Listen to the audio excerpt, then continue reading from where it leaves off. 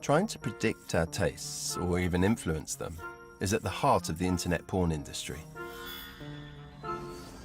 What you might not realize is that when you visit big, free porn sites, they keep a very close eye on what you search for, what you click on, and even the point you skip to in a video.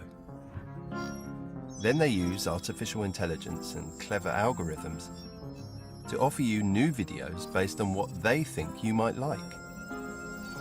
It's a bit like online shopping. Retailers typically feed your purchase history into a recommendations algorithm. So if you've just bought a bottle of Suntan lotion, they might try and sell you a new bikini. Porn's no different. The masses of customer data collected by the free sites is also fed back to producers, so they can make more of what's popular. And that can be surprising. So with millions of eyeballs on internet porn every day, it makes you wonder, who's really making the choice about what porn we watch? Us or them?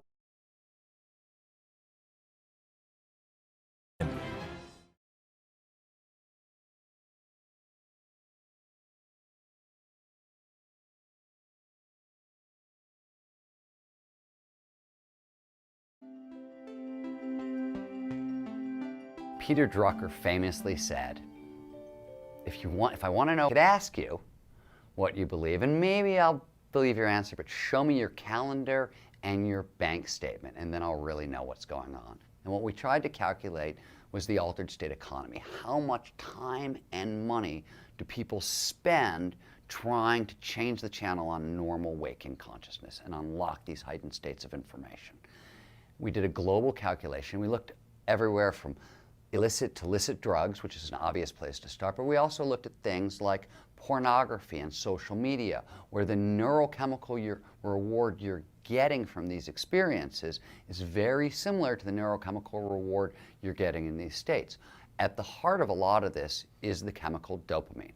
Dopamine is a focusing drug, it's a performance-enhancing drug, and it's a pleasure drug. It is also incredibly, incredibly, incredibly addictive.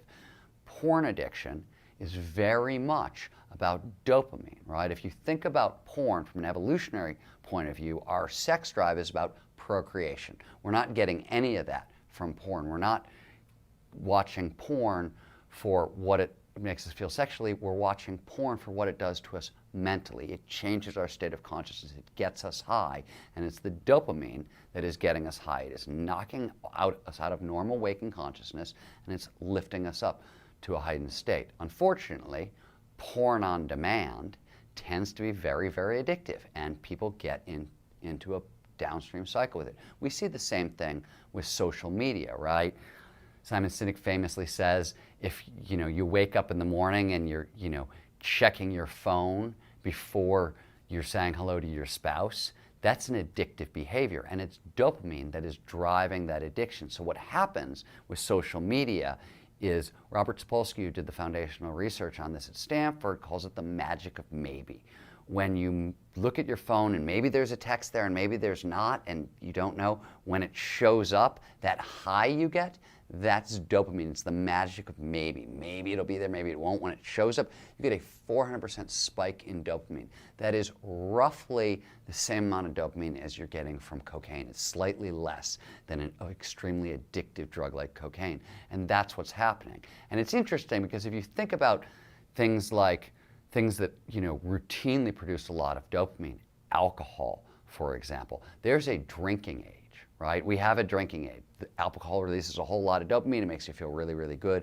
We say, okay, you can have that, but you've got to wait. You've got to be 21 years old. We don't do that with online pornography. We might want to do it with online pornography. We don't do that with social media. We're essentially putting highly addictive drugs into the hands of kids before they have any natural defenses against them. And what you're seeing with internet addiction, with social media addiction, with porn addiction, it's the same thing over and over. It's people trying to change their state of consciousness with a device, trying to get at the underlying neurochemical chemistry, and it's very, very addictive.